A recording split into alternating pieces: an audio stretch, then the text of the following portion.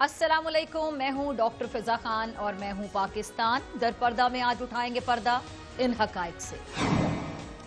False flag का नाटक और भारत का झूठा बयानिया, बीजेपी की सियासी दुकान चमकाने की मजमूम कोशिश, पहलगाम हमला, एफआईआर ने सारा पोल खोल दिया और एफआईआर में दुश्मन भी तय, कहानी भी तय।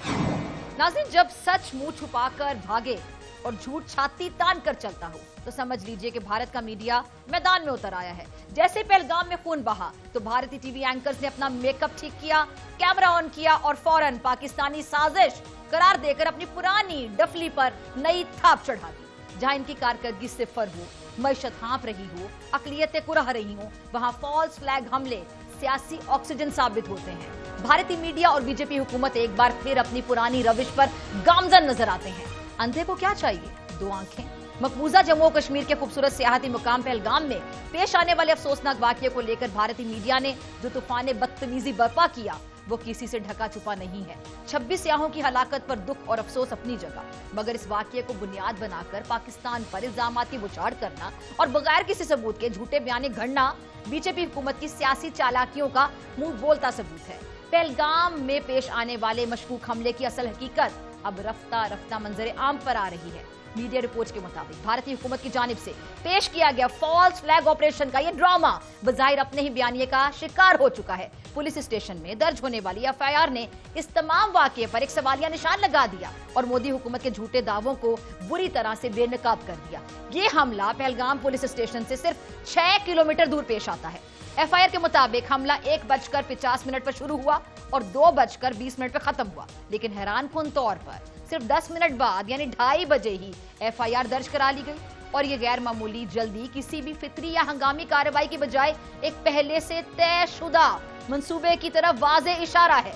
एफआईआर में मुबैना तौर पर नामालूम सरहद पार दहशतगर्दों को मुलव्विस करार देकर हमले को बैनुल-अक़वामी रंग देने की बकायदा साजिश की गई, कोशिश की गई। ताहम सिक्योरिटी ज़राए के मुताबिक हमले की नौयत और एफआईआर में दर्ज तफसीलात एक दूसरे से मुताबिकत नहीं रखती। एफआईआर में कहा गया कि दहशतगर्दों ने अंधाधुंध फायरिंग की, जबकि हुकूमत और भारतीय मीडिया इसे टारगेटेड किलिंग करार देते हैं। और ये तजादात न सिर्फ भारतीय सिक्योरिटी इदारों की पेश करदा कहानी को मशकूक बनाते हैं, बल्कि जाहिर करते हैं कि हमले का मकसद एक सियासी बयानिए को फरोग देना था, जिसके जरिए मोदी हुकूमत अवामी हमदर्दी समेटकर सियासी फायदा हासिल करना चाहती थी। मगर अब जब एफआईआर खुद इनके बयानिए की नफी कर रही है तो ये तमाम ड्रामा एक मज़ाक़ा खेज मजाक बनकर रह गया है। बीजेपी की हुकूमत, जिसके दामन पर गुजरात फसादात से लेकर दिल्ली दंगों तक के खून के छींटे मौजूद हैं, वो खुद को मजलूम साबित करने के चक्कर में दुनिया की आंखों में धूल झोंकने की कोशिश कर रही है। कश्मीर में इंसानी हुकूक की खिलाफ वर्जियां, नौजवानों की गुमशुदगियां और पैलेट गन से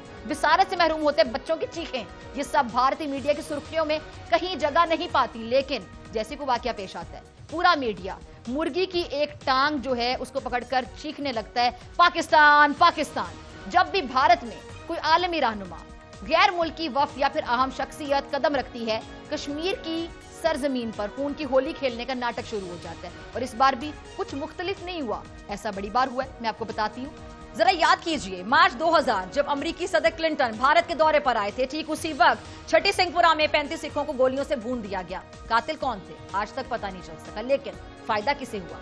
बीजेपी सरकार को, जिसने अमेरिकी सदर की हमदर्दी समेटी और पाकिस्तान पर उंगली उठा दी। आज भी वही कहानी, नए किरदार।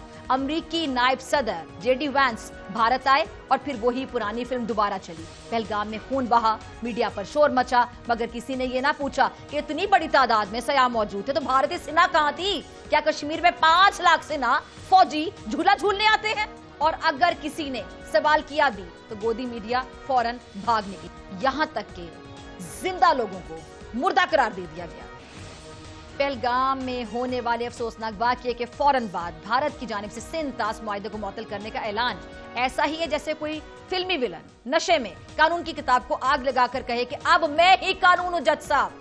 सिंध ताश मुआहदा एक बैनुल-अक़वामी मुआहदा है, कोई स्कूल के बच्चों के दरमियान होने वाली लड़ाई नहीं है कि अगर तू मेरी कुर्सी लेगा तो मैं तेरा लंच बॉक्स ले जाऊंगा। मोदी सरकार को आलमी इदारों के चार्टर और बैनुल-अक़वामी कवानीन की वो शिकें भूल गई हैं जिन पर दस्तखत इन्हीं के मुल्क ने किए थे। सिंध ताश मुआहदा है क्या? जरा याद कीजिए, इंडिया और पाकिस्तान ने दरियाए सिंध और मुआवन दरियाओं के पानी की तकसीम के लिए आलमी बैंक की सालिसी में 9 बरस के मुज़ाकरात के बाद 19 सितंबर 1960 में सिंध तास मुआहदा किया था।